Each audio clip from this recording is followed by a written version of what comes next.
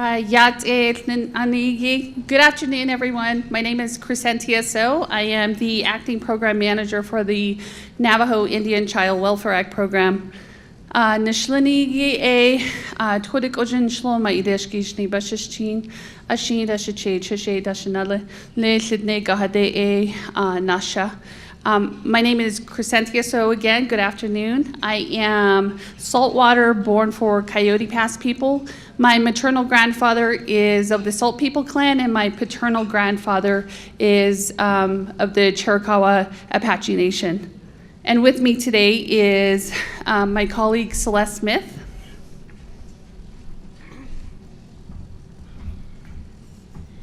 Good afternoon, everyone. My name is Celeste Smith.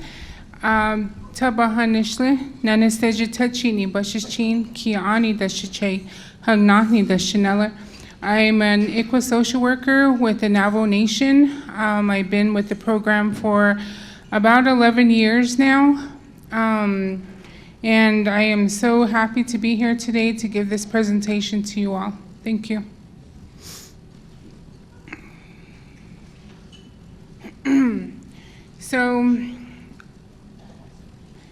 Right now we have a map here showing the state of New Mexico and all the counties. So Navajo Nation, we have altogether 55 cases with the state of New Mexico. We have 105 children, and this consists of 10 counties within New Mexico. As you can see, more of our cases are more in the northwest region of the state. And that's just a count of our cases here in New Mexico, but overall, Navajo Nation ICWA has cases across the United States. We have currently 344 cases with 647 children in 25 states, and an average caseload for each Navajo ICWA worker is about 60 cases.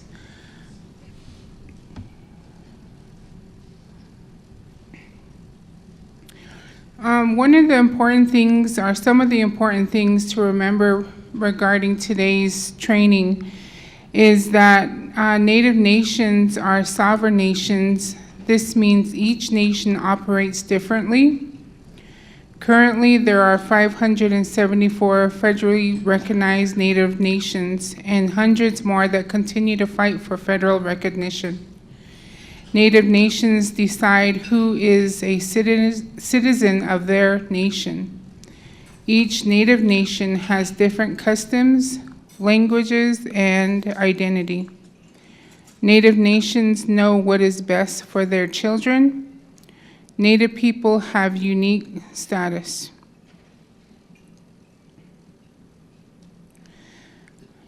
Here we have the statutes. Federal level, ICWA of 1978. We have the 25 CFR 32.2 definitions, 25 CFR 23.120, how does the state court ensure the active efforts have been met? 25 USC 1912, pending court proceedings. Supersede state statutes if state definition language on active efforts is lesser than federal ICRA law.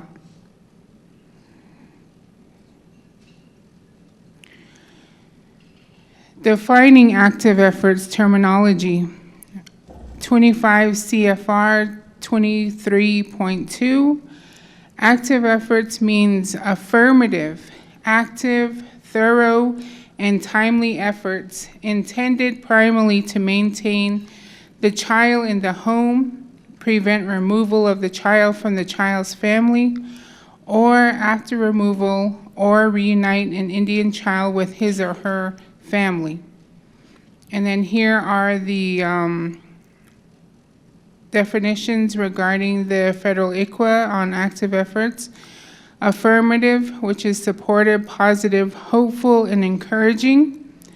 Active, engaging in physical action and reacting readily. Thorough, complete with every detail, not superficial and partial, performed with completeness, timely, done or occurring sufficiently early, and prompt response to active engagement. Statutes, state level, Indian Family Protection Act. Definition: active efforts mean efforts that are affirmative, active, thorough, and timely, and that represent a higher standard of conduct than reasonable efforts.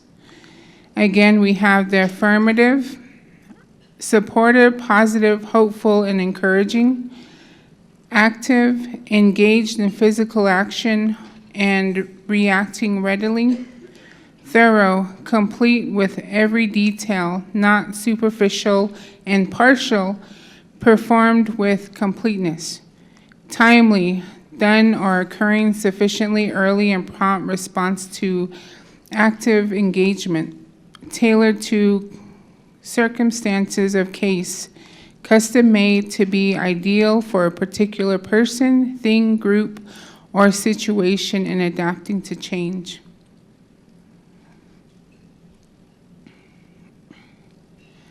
Okay, IFPA active efforts in a child custody proceeding involving an Indian child. Active efforts to maintain or reunite an Indian child with the Indian child's family shall be made pursuant to the Indian Family Protection Act. Active efforts shall be tailored to the facts and circumstances of each case. The department shall not seek finding of fertility or aggravated circumstances. Sorry.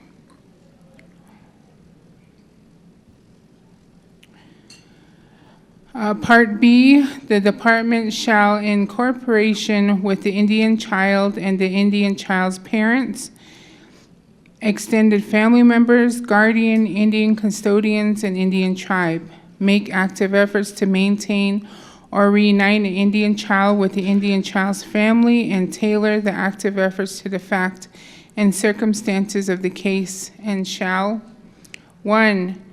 Document in writing the details demonstrated the quality and quantity of the service assistant providing to alleviate the causes and conditions leading to the child custody proceedings in the court records. For example, we do have state workers who complete their court reports. Looking at those court reports, for example, they may put they did relative search, family search, and that's all that's included in that report. But documenting that, okay, so what was the date that search happened? Who was the, how was the search done? Was it a jail search, hospital search, social media search? Who was the contact person? What was the steps made? What was the details? And again, what is the follow-up? So being very specific in those court reports about active efforts. The next one, number 2, assist the Indian child's parent and parents, guardian, or Indian custodian through the steps of a department case plan and with assessing or developing the resources necessary to satisfy the department's case plan. So assist the family. That is one of the efforts that can be made by the department. Not just giving a parent a piece of paper, their case plan, but actually maybe even going to their home, sitting down with them at a location and explaining that case plan one by one and making sure that the parents do understand it. Even if it's with the family member who is caring for the child, making sure that they understand, what they can get assistance with and other things like that. So part 3, provide assistance in a manner consistent with the prevailing social and cultural standards and way of life of the Indian child's tribe. So, this one I get questioned a lot in providing assistance. one of the things that I can relate that to is understanding what this family is going through, being with them on the healing process. I remember one state supervisor informed me, I'm not here to be their friend. I'm here to make sure that these steps are being, done. So I'm like, okay, first of all, this family doesn't trust the state. You're taking away their children.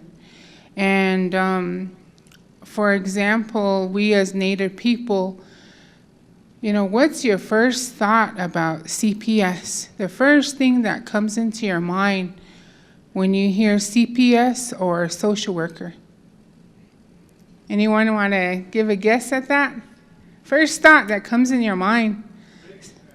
Exactly. Yes. Yes. They're going to take me away. They're going to take me away from my family. And, that's one thing in college I learned. What's the first thing you learn? And I remember there was only 2 natives in that class. Rest were all non-natives.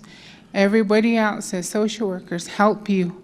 Social workers are there for you. They assist you. They give you ideas. But us Native kids, no, we were sitting there like, they're going to take us, That's what as me going into my community, if I say I'm a social worker, oh my gosh. My son's friends, your mom's a social worker, And I also was a coach for my son's high school team. And then here they would go back, and then next thing you know, I got parents coming to me. Finally, I don't see them, And then they were, and then that was one of their questions. Are you really a social worker? And I'm like, oh my gosh, are they finally engaging just because their son's coach is a social worker? But yeah, in our communities, it is like that. So having that understanding with working with your families, where you're coming from, making that attachment with them, so they can gain the trust in those state workers. So number 4, conduct a comprehensive assessment of the circumstances of an Indian child's family with a goal of reunification. That is one big word for me, assessment, right there. I don't know how many times I have come across different cases where there's different workers on that case, and they end up following what the other social worker was recommending in the past, without doing their own assessment of current events, what's happening. And I'm sorry, but I have to say, what is your thought? Not the other previous workers' thought. What is your thought? So I think with educating our state workers to make their own assessments, because they're holding a child's life in their hand. And if they're just not wanting to know the family or the background of the child, what supports the family has, how else would they know what is best for this child? And I think one of the other items to add to this is that a comprehensive assessment doesn't happen in one sit down. And so what's being presented at the onset of a case, that things are going to change throughout the life of the case. And so that ongoing comprehensive assessment is going to take place at the beginning, and then every few weeks, or even during every single time that an individual has a conversation with the family. Because as humans, things are changing constantly, and so we're adapting, we're experiencing new things. And so what my need was yesterday may be different from what my need is today. And so it's so important to have that comprehensive overview of our family, so we're not setting them up for failure and identifying, well, 2 days ago you reported this, and my expectation is that you follow through on it. But maybe we need to reassess and take a look at where are they at right now, so that maybe we can take a different approach and address what is needed right now to get them to a stable place.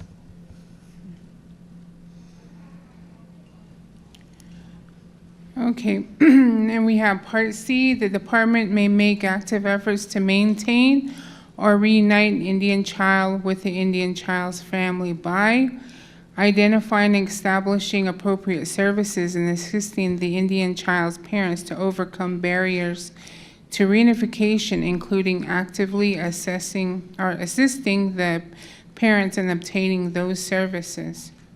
So helping them find these services. One thing I noticed with that too is that, okay, the state worker sends a referral, the parents go over there, they see that service provider. What is the active efforts that the state is doing in regarding helping this family? Because to me, they're just turning over the responsibility to the service provider.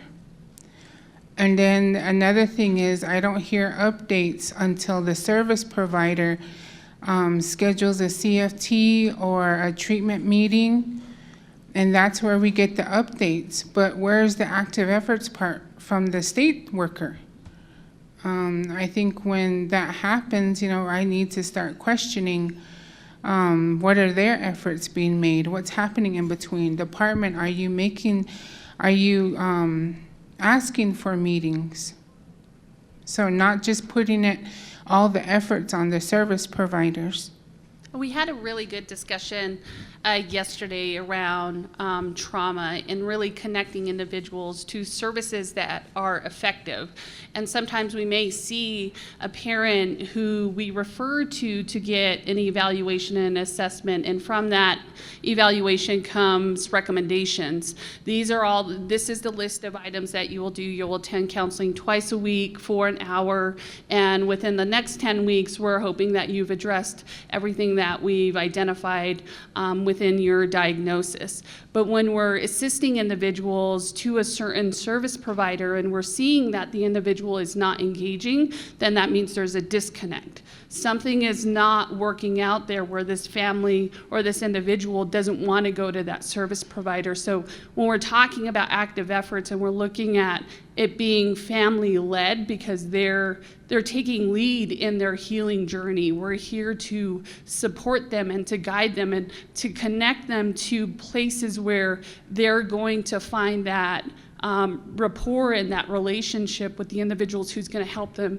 guide them through processing that trauma. And so when it comes to service providers, I highly encourage to question what type of services is being offered and what do they specialize in? Because as social workers and mental health professionals, we specialize in certain areas. We are not specialists in every single area, and so it's really important to have that ongoing contact and communication, because when we have that information, we can properly assess and be able to look at the individual's progress. And so if we're seeing that the parent or the individual is resistant, then we want to figure out where is this coming from. To continue identifying, notifying, and inviting representatives of the Indian child's tribe to participate in family team meetings, team decision meetings, permanency planning, resolution of placement issues, and providing support and services to the Indian child's family. So inviting representatives, we could help assist with that, any cultural questions. But I do have to mention with Navajo, it's very, I would say it's very, I don't want to say difficult, but it is challenging to give our cultural perspective about our ceremonies, our teachings, our parenting. All we can say is we live it every day. We're taught generation from generation, just the basics. Getting up early in the morning is just one teaching. Saying your prayers in the morning. and then going to sleep at night, pray again. So there's different things. If you want to know a specific thing, I find that I have to prepare to do that too. So. And we're also in a very unique position as ICWA social workers. It gives us the ability to have very frank and heart-to-heart conversations with our families, because when we meet our families, we, just as Celeste and I did at the beginning of our presentation, was we shared our clans with you all. When we do that with our families too, to begin building that kinship. And so that I'm not seen as your ICWA social worker, that I can say, I'm your aunt, I'm your sister, I'm your grandma, and this is where this conversation is coming from, because when you can put meaning to that conversation from a relationship standpoint, you can make those connections and see that it's coming from a place where I care about your well-being, I care about what's happening in this case. And so I want to be able to build that rapport and that trust with the family, so that when we have these difficult conversations, that we're both at the table and we're discussing ways how we can overcome that. And that's something that overall, when I look at active efforts, it's really building that relationship. We're not here to interrogate the family and have the family tell their most deepest, darkest secrets, and then we run with that to say, well, let me add these items to their case listing. Because then we're creating this distrust between them, but understanding, okay, thank you for trusting me with that information. Now, what can we do to address the reasons why your children came into care?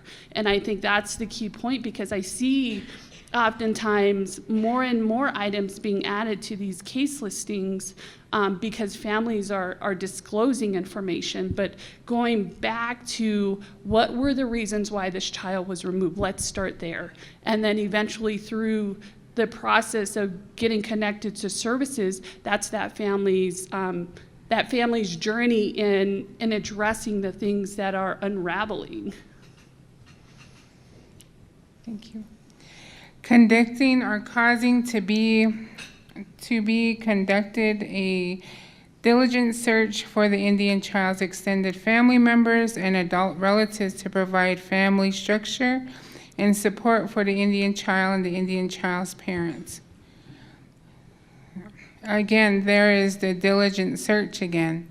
As was mentioned before this morning, we Native people have family. We have, brothers, sisters, aunts, uncles, grandparents. My grandma, one day she came to me and she told me, she was talking to this one lady, and she's like, oh, did you know this is your grandma? And I was probably only like 8 or 9. And so I looked up and I was like, where have you been all my life? So with that, it just tells you that, we look at clan relations, we look at people with our community that are close with our families. So we branch out. Even our in-laws, hey, they're connected too. So offering and employing cultural appropriate family preservation strategies and facilitating the use of remedial and rehabilitative services provided by the Indian child's tribe. Taking steps to keep the Indian child and the Indian child's siblings together whenever possible. And like we heard, that's really important. And I have experience being a QEW in about 27 states now. And when I go out to make these connections with the families, I am always hearing the kids, even though they want to see their parents again, they ask for their siblings first. They ask to look for them. Where are they? And just letting you know that siblings, that's who they look for, especially the oldest child, wondering where their younger siblings are. So supporting regular visits with the Indian child's parent, guardian, Indian custodian in the most natural setting as possible, as well as child home visits during a period of removal, consistent with the need to ensure the health, safety, and welfare of the Indian child. And that's where the timeliness comes in as far as services. Are we making those timely efforts to be able to set up visitation? Because families don't heal through separation. The longer a family is separated from their children, the likelihood of the family and the parents losing hope increases. And so when we can act on making sure that those visitations is one of the very first things that we do, it's so crucial that the children get to see their parents and their siblings if they're separated, and making all possible efforts to place them in a home that they are familiar with and being able to place the siblings together. One of the teachings that we were brought up with is our siblings are our longest living relationships. And so we want to make sure that we preserve that, and we don't want to keep them separated and not being able to have those visitations in a timely manner. And then also with my experience with the court, with adding that, I am always, not always, but in some cases questioned, Navajo Nation, why do you leave this child in this current placement? The child's been there for a while. Well, okay, you got to look at the case plan of family reunification, right? So case plan says parents' visitation. It may be the only thing that the parents are participating is visitation, but not the other services. So that kind of prolongs it too. We want to keep the child connected to have that that connection with their parents as well as their siblings. And then also parents are able to have that cultural connection with their child.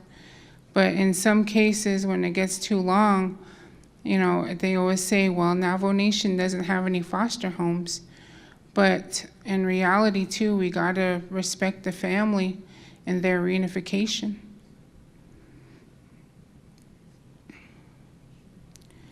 The next one is identifying community resources, including housing, financial assistance, transportation, mental health services, health care, substance abuse prevention and treatment, and peer support services, and actively assisting the Indian child's parent, guardian, or Indian custodian, or when appropriate, the Indian child's family and extended family members in using assessing those resources. Monitoring progress and participation of the Indian custodian or extended family member if the services described in paragraph 1, 2, 4, and 7 of this subsection are not available, in considering alternative ways to address the needs of the Indian child's parents, guardian, Indian custodian, and where appropriate, the family if the optimum services do not exist or are not available. Providing post-reunification services and monitoring for the duration of the court's jurisdiction. Allowing the Indian child to participate in customs and traditions, including attending and participating in traditional ceremonies centered around the Indian child and the Indian child family, or any other efforts that are appropriate to the Indian child's circumstances. So that's one thing that is also coming up. We have our children who are in custody at time. For Navajos, it's the puberty ceremonies for both the females and the males. And we're asked, that they would like to go through the ceremony. So Navajo, it is 4 days. It consists of multiple family members, other people that assist in preparing for a kinalda, which is the young girl's puberty ceremony. It's even the cake makers, because we make the corn cake in the ground, and there's even the person who monitors the fire. So having all that, and a lot of families, they'll ask, what can be done and to get this done. So with that, we could ask, we do ask the department of what can they help us out with.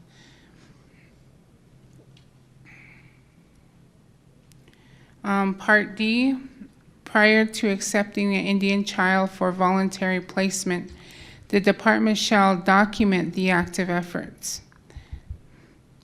made by the department to provide or arrange services by other public or private agencies that would be affordable to the family, and 2, that would alleviate the conditions leading to the placement request. E, the department shall record all efforts made toward active efforts and report them to the court. And F, the court shall make a written determination at the conclusion of every proceeding as to whether the department has made active efforts to maintain or unite the Indian child with the Indian child's family. The court shall make a written determination based on evidence of the record as to whether the department has made active efforts to provide services and to support to preserve the reunify the family. Sorry. So with that being made again, recording all efforts, putting that in the court reports as well as presenting in the court.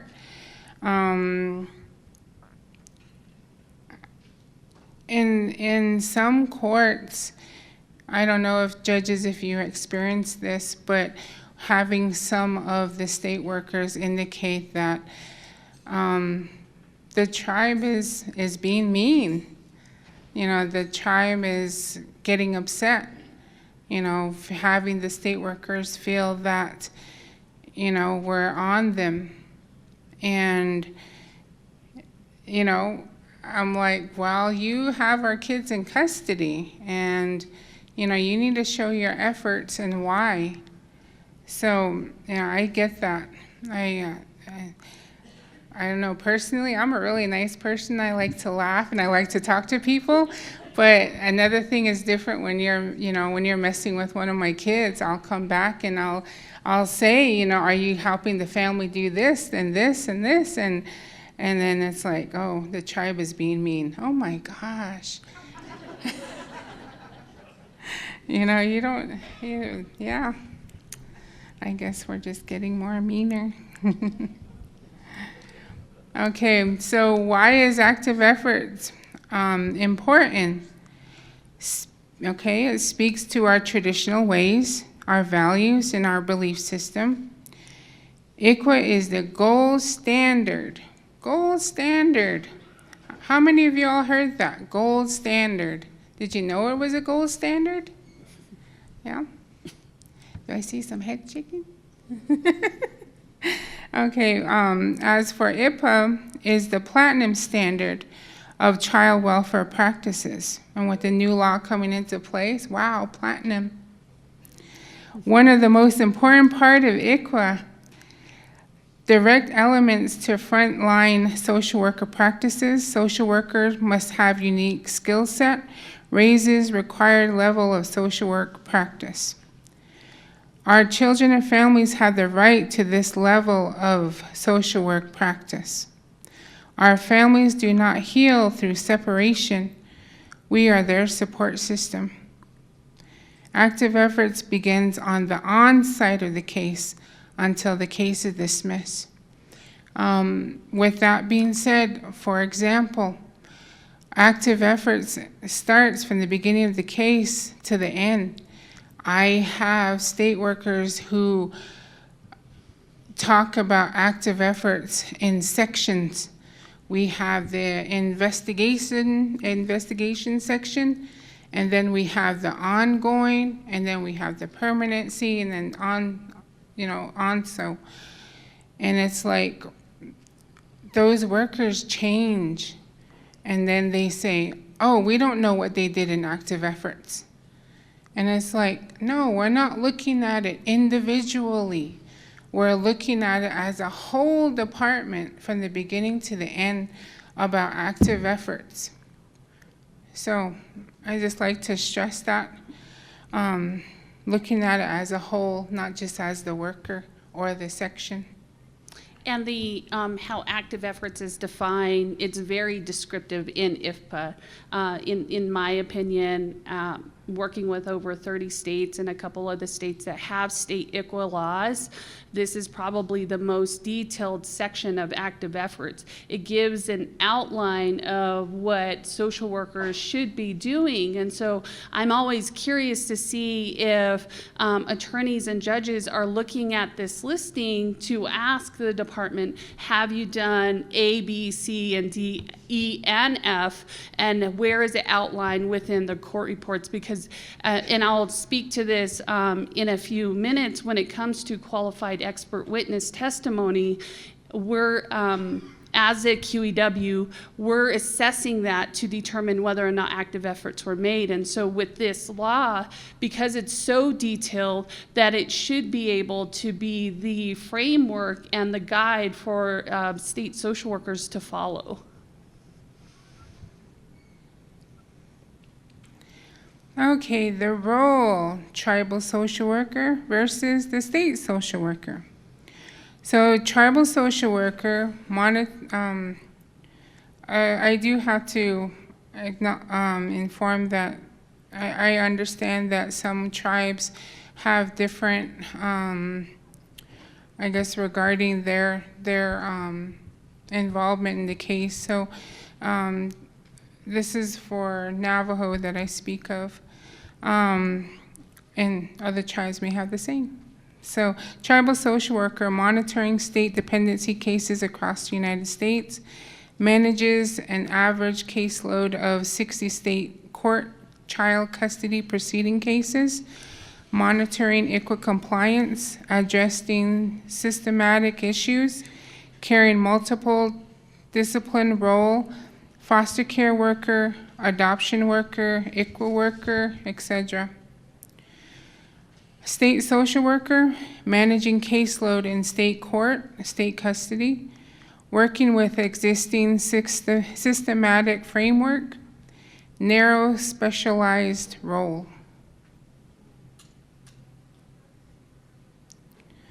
Okay, the linear and circular thinking, identifying issues and concerns, define a goal, develop a treatment plan objectives, state timelines, deadlines, initiate a plan, measure progress, pass-fail mentality. As for the circular thinking, gather and welcome everyone affected, ask each person to express their feelings, interactively share information, recognize pattern, ask for feedback, give language to what is meaningful, respond with information, reassess and redesign, working towards balance and harmony. And that, so as an ICWA social worker, this seems to be a huge disconnect between right now, our current case plans are very much in a linear way of thinking. It's let's identify the issue, let's identify some objectives, what is the goal, and then being able to create a checklist from that. And then from that checklist, we're using that as the family's progress. So it's very much a pass-fail mentality. Okay, the parents or the family had completed 2 out of the 10 items on their case plan, so that to me means that there's minimal progress being made. However, when we're looking at and approaching it from a circular perspective, we're gathering information as they're coming up, and we're acknowledging and identifying even the smallest progress that is being made, because that's steps toward making change, that steps toward breaking the cycle, that steps toward addressing the traumas. And And there's no particular time frame that I have seen a professional give in terms of this is how many weeks and months you need to participate in services to be fully recovered, to be fully healed from any of the traumas that you have experienced. And that's going to look very different for each and every one of us, that we're going to be moving at our own pace. We're going to be processing things very differently. So what may have been traumatic to me is going to be very different of how what your traumas may be, and how you process it is going to look very different as well. And so when I like to put these two ways of thinking together, the ideal is that when we look at the bottom part of it, when we're looking at this from a linear perspective, we expect that progress is going to be straight up. But in reality, because of circumstances and things happening within our lives, it's up and down, and being able to keep moving in that direction.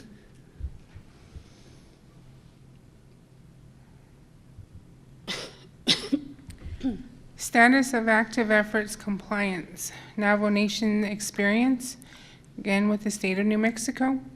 Lack of understanding of and training on active efforts.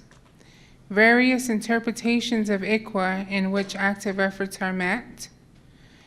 Deflecting tribes' critical evaluations of active efforts as being a personal, professional attack on state social workers. Social worker states, "You are making more work for me. It's not my job to be the parent's friend." Social worker feels attacked. "Our department can't do that. We don't have the funding to pay for that assistance." Navajo Nation has never encountered a single case where a state has reported or acknowledged to the court that active effort requirements have not been met. So I see those as some of the boundaries that we have is seeking those services. We hear those, so they do exist. Status of active efforts compliance. Court reports written vaguely, making it difficult to assess the compliance of active efforts. No details to the efforts made that include date, time, steps made, outcome of efforts, and information is disorganized. Resistance to providing detailed documentation of active efforts in court documents. Resistance to provide supporting documents that active efforts have been made. Asserting that active efforts were met without documentation that efforts to coordinate each of the court's order services have occurred. Again, something new with me and regarding those court minute entries. For a while, not knowing, just going through this experience, I find that even though the nation states that there was no active efforts made at this time, from maybe the last review hearing to the current one, that no active efforts were made, it's that statement from the tribe, I see that not indicated in the court orders, the court minute entry orders. All you would see is that the judge will find that active efforts were made, and then when it goes into termination, you look back at that court minute entry orders, and all those entry orders will say active efforts were made, but yet where was the tribe's voice in that stated that the tribe believed that active efforts were not being made? So upon that quote that the judge puts in the order, that goes.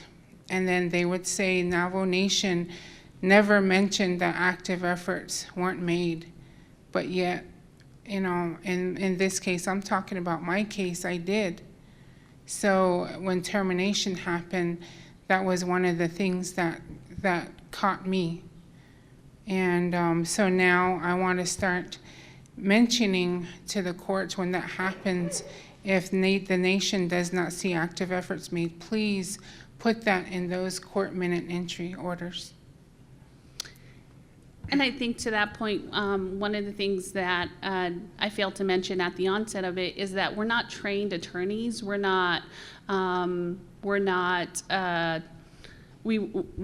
I personally didn't go to law school, and so as I'm involved in these cases, we're also learning about the very many different state statutes across the U.S. And so we're learning as we go, and that's one of the things that we picked up is that we now have to ask, please let the record reflect that the tribe is not in agreement with the placement preference or active efforts have not been met. And it's those specific words that I personally learned that I will find that it made it to the minute entry. And so the social workers, and as we're talking about these cases, that's something that we're learning. And so it's been very, it's like a trial and error. Okay, we didn't see that in that one. What do we need to do differently? And then we have to consult with the legal department. What are we doing wrong? What do we need to do next? And so it's something that I'm so glad that Celeste had brought up, because I think oftentimes judges forget that we're trained social workers, we're ICWA workers, and that we don't always have legal representation. Unless we legally intervene, then we will get an attorney to represent the Navajo Nation.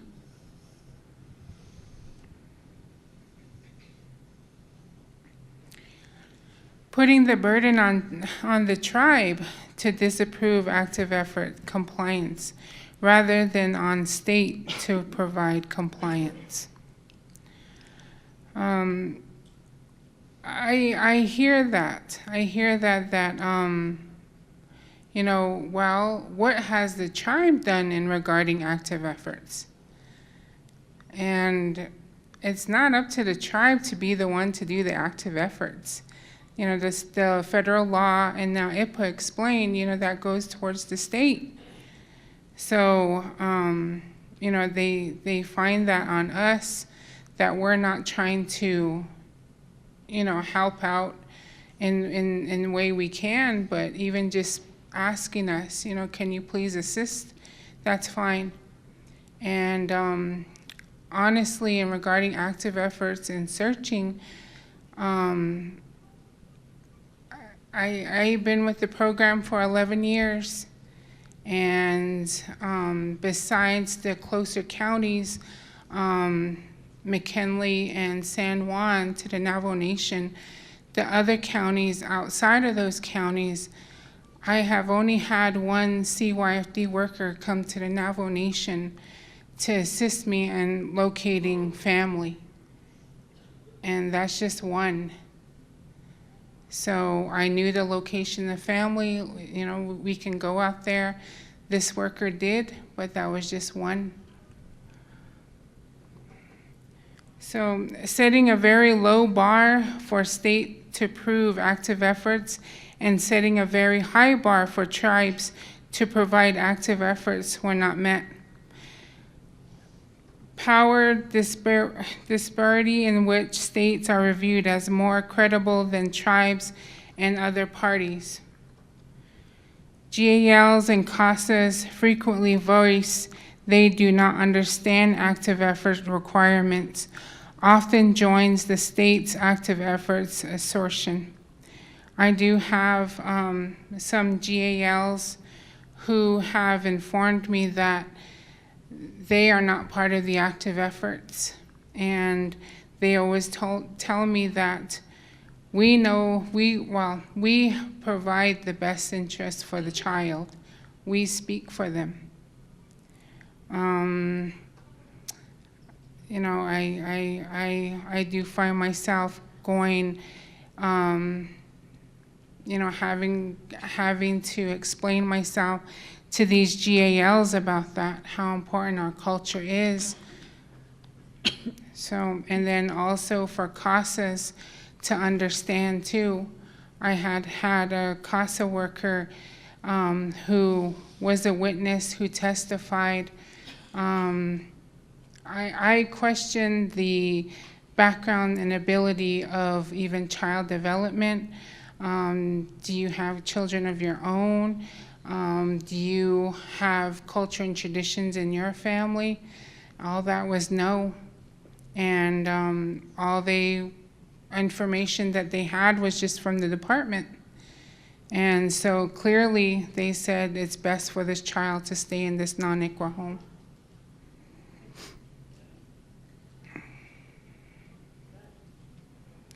Outcomes of non-compliance with ICWA's active efforts mandates. IFPA purpose unmet. Children spending longer time in care. Child begins to lose connection to their family, tribe, and culture. Child begins to lose their self-identity, sense of belonging, and acceptance. Parents lose hope in the system and begin to withdraw.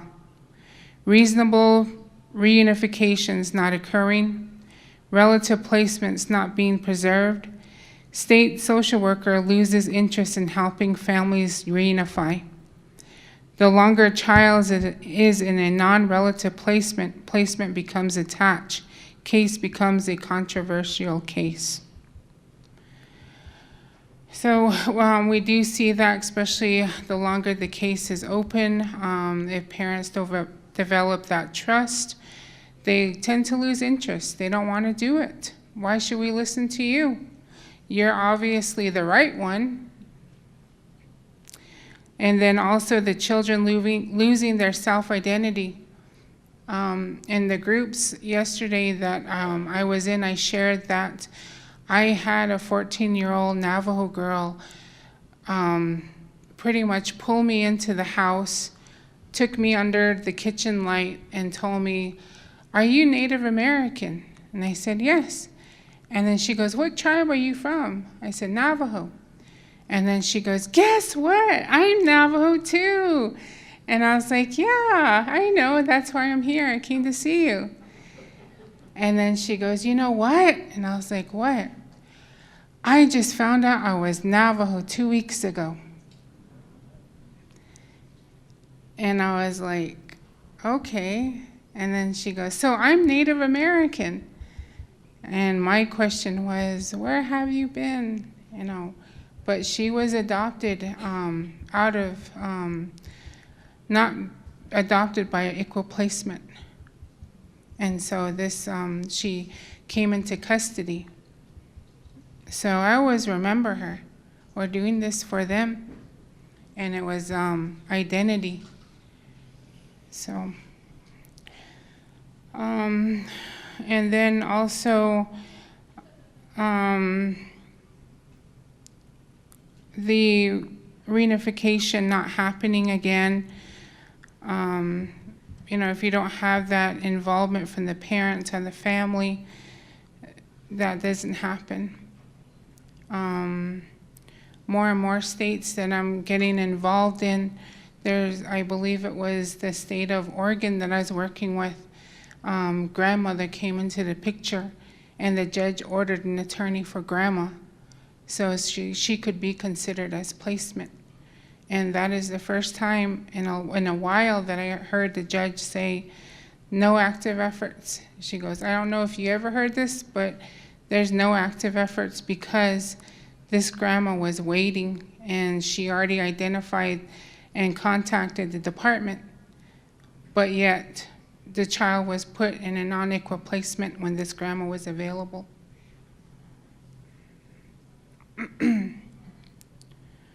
So next I'm going to hand off to Crescentia, and she's going to talk to you all about the qualified expert witness.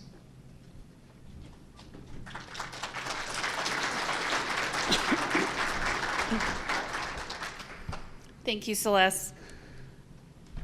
So in federal ICWA, it identifies that QEW is needed in 3 different parts of a case. The first one is at removal, and then the second one is at termination of parental rights, and the third one is during deviation of placement preference. ICWA in itself does not define the term QEW, qualified expert witness. However, the BIA guidelines outlines the characteristics of an individual who can serve as a QEW. And so the 3 that are listed is a member of the Indian Child's Tribe who is recognized by the tribal community as knowledgeable in tribal customs as they pertain to family and organization in child rearing practices. The second one is a lay expert witness having substantial experience in the delivery of child and family services to Indians and an extensive knowledge of prevailing social and cultural standards and child rearing practices within the Indian Child's Tribe. And the third is a professional having substantial education and experience in the area of his or her specialty. So for Navajo Nation, excuse me, we serve as qualified expert witnesses, and one reason being is that we follow the life of the case. We can speak to the progress that has been made. We can identify the barriers and be able to see what efforts were being made from the onset of a case. And that's going to differ from tribe to tribe, as we heard earlier, is that every single tribe operates very differently. And so it's really important for the state to have that communication at the onset of a case so that they identify for that tribe who their qualified expert witness is. In the New Mexico Indian Family Protection Act, they do identify and define a qualified expert witness. And in Part A court shall receive testimony from one or more qualified expert witnesses in all adjudicatory hearings pursuant to the Abuse and Neglect Act and all hearings to terminate parental rights. The court shall receive testimony from a QEW regardless of whether the parties to the proceeding have stipulated to a finding of abuse or neglect. And this area, it's very different. And in some other states, for an example, if Arizona, if a parent enters a no contest and everyone stipulates, they often don't take QEW testimony, but we have to go back on the record to state that the tribe would like to provide QEW because we want to be able to speak to the efforts that are being made, because it's so important that our voice is on the record, so that we're also speaking to making sure and holding the state accountable for being in compliance of ICWA, and that even goes to the courts that are hearing these cases.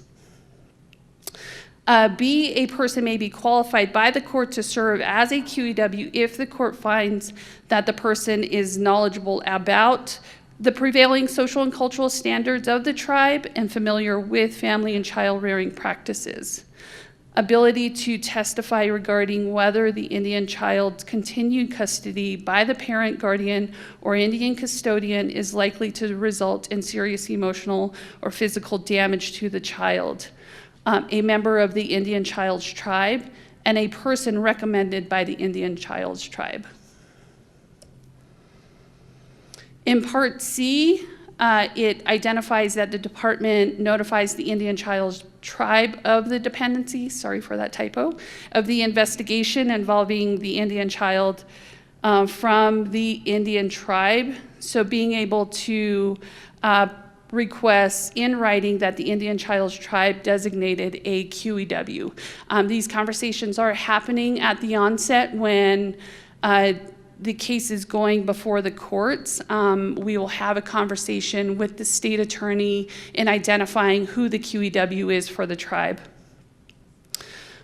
And for D, after active efforts And in no case later than 15 days after filing the petition, the department does not receive a designation from the Indian Child's Tribe, or if the department, after good faith efforts, is unable to retain the Indian Child's designated QEW, the department may identify a QEW who meets the requirements provided in paragraph 1 of subsection B of this section from a list of QEWs compiled through cooperation among the Indian tribes and the state and the department. If 30 days after filing the petition, the department has not identified a QEW to testify as required by IFPA, in considering a motion by the department for a continuance, the court shall consider whether it is in the best interest of the Indian child to remain in the department's custody for additional time.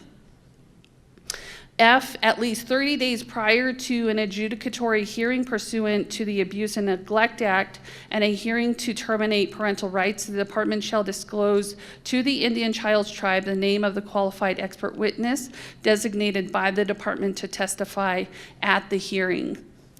And G, an Indian Child's Tribe shall have the opportunity to question a QEW witness in all hearings involving an Indian child in which the QEW testifies, regardless of whether the Indian Child's Tribe has intervened. The Indian Child's Tribe may designate a qualified expert witness to testify in addition to any QEWs designated by the department. In the state of New Mexico, compared to other cases, I think this is definitely kudos to New Mexico that allows us to do this, to even as social workers, gives us the opportunity to ask questions that have not been asked, even if we don't have legal representation. And I think that's really important because that also goes to our testimony. It allows us to ask questions and gather information that may not have been presented by the department or any of the other parties. So listening to the oral testimonies is a huge part in providing and coming to an opinion. H, an employee of the department shall not serve as a QEW pursuant to this section. This section is extremely important. One of the challenges that we have in other states is that they may have an Office of Tribal Affairs where they designate someone from the Office of Tribal Affairs to serve as a QEW without the tribe's consent or approval. So in preparation of providing QEW testimonies, as a QEW in many states, one of the things that we look for is making sure that the tribe was properly notified, and that is defined by within ICWA and IFPA, making sure that the tribe was given timely notification by certified or registered mail, and being able to ask for a return receipt so that it shows that the tribe did receive the notification. When we receive that, someone from our office will sign for it and have that return receipt to show that we did receive the notification. We do not accept notification by email, fax, or phone calls, that it has to be certified mail. One of the other things that we're looking at is making sure that we are coordinating and collaborating with the Navajo Nation Office of Vital Records. Our vital records is who determines eligibility of our children. So when we're not receiving the needed information, the process of determining eligibility may take longer. And so at one of the court hearings, we may ask, can we please get the name of the parents, their date of birth, the grandparents' name and their date of birth, and the community in which they reside, because we have 5 different vital records across the Navajo Nation, and we have to coordinate with each of those offices. Making sure that we have a copy of the petition and the petition outlining what active efforts have been made at pre-removal and post-removal. Making sure that we have copies of all investigative report, because that also gives us information as to the steps that were taken, the information that was gathered, and who was interviewed during that investigation stage. The court reports and minute entries. This allows us to take a look at all of the efforts, again, that has taken place from the onset of a case, from when we first received notification, when this family was being investigated, what has all occurred from that point to where the case is at. And then being able to attend team decision meetings, family-child team meetings, and I know every single state has a different name for each of those, but being able to have a seat at those meetings so we can hear the conversations that are happening, and we can provide recommendations during that time as well.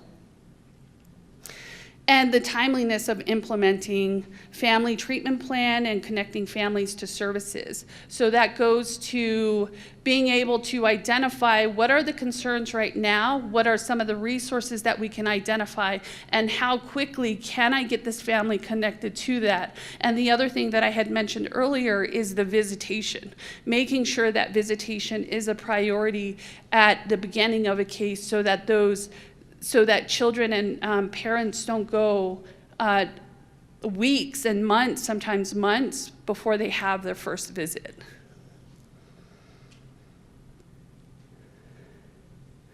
One of the first steps that we do is we like to meet with the department's attorney. This is extremely important because it also helps with our preparation. We would like to go over the questions after reviewing all the documents. This gives us an opportunity to discuss any discrepancies that are being reported and to be able to work through some of those disagreements or things that we're not on the same page as. Being able to request for any reports that we're missing, and being able to get additional information. So for an example, when we have individual or state workers saying that we've contacted 5 relatives and no one responded, that has to be documented somewhere. Because in social work, the rule is if it's not documented, it never happened. So it may be documented in the court report that others are gonna see, but I wanna see the actual progress note, the day that you made the phone call, the day that you sent the letter, and who it was sent to. And then being able to, at that time, we like to request that we provide our QEW testimony at the very end. And as I had mentioned earlier, is because we may have witnesses who don't provide a documented report that is provided as a disclosure or an exhibit to the courts that allows us as QEWs to review it beforehand. So they may be called to give oral testimony, and those are really important for us to listen to so that we can take that into consideration to form an opinion.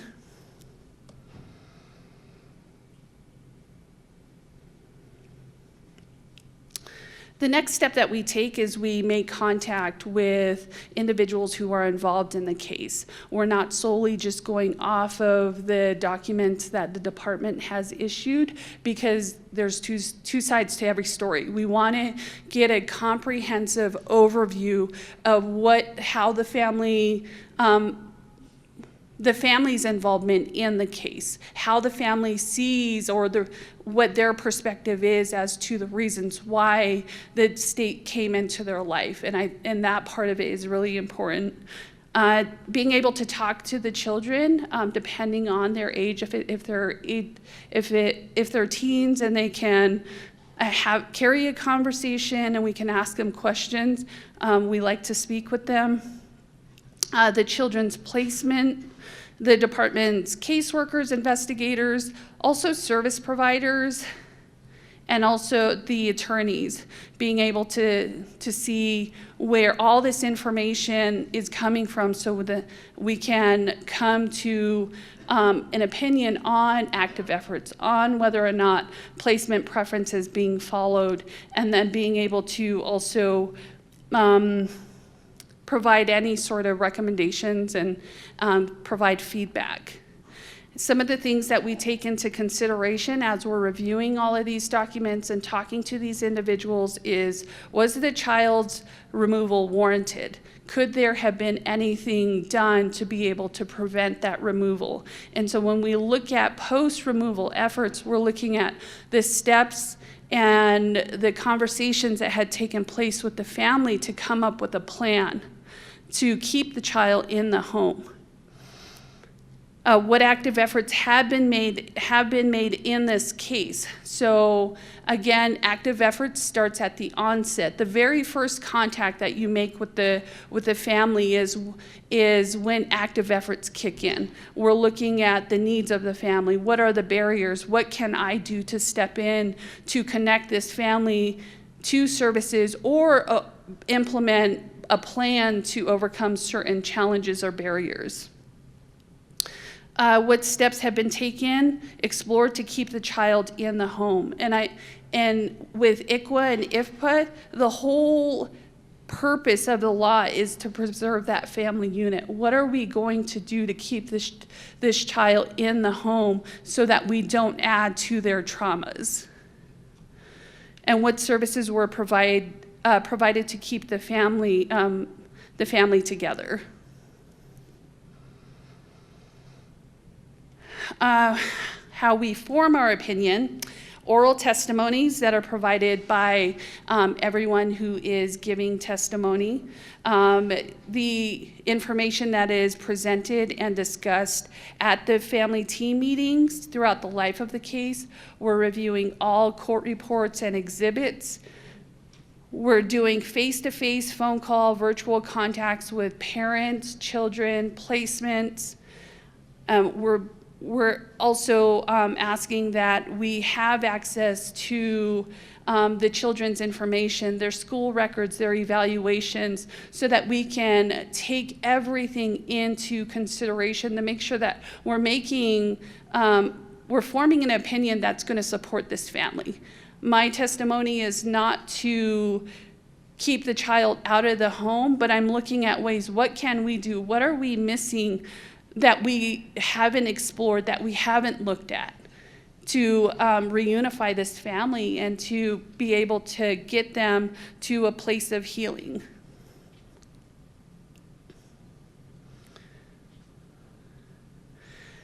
And in closing, as Celeste had gone over the previous slide of the linear way of thinking and the circular way of thinking, the current approach of assessment is very much, again, tailored to a checklist. We're identifying all of the negative things that are impacting the family. And so from a cultural perspective, from a holistic perspective, the teachings that I've received around the medicine wheel is that the medicine wheel represents a person. It's the well-being of a person. And that includes the physical, emotional, mental, and spiritual aspect. So when we're balanced in each of those areas, we're in peace and harmony. And so our goal is to ask the family, what's working? What's going well? Let's start there so we can build on that.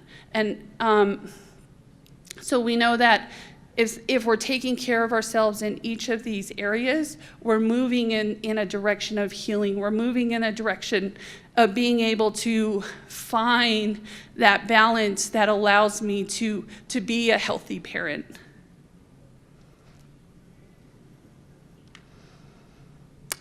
Thank you.